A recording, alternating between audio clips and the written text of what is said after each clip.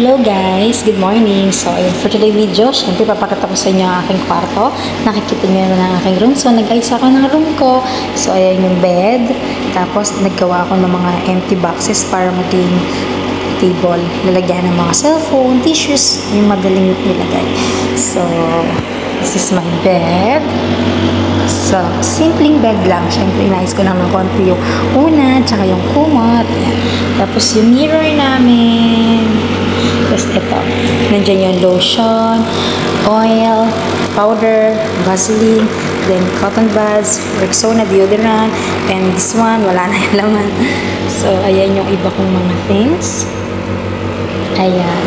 So, ito yung pinaka-cabinet ko kasi wala naman akong cabinet. So, ang nakalagay lang dyan is tissue and yung water ko. Siyempre, yung may bag. So, ito, pinaplano ko siyang ayusin, linisin. Hindi ko lang siya magawa kasi hindi ko siya mabuksan sa baba. So, umiipit siya sa baba kaya hindi ko siya mabuksan. So, sa susunod sana or kapag may pagkakataon or panahon ako, maayos ko yung labas.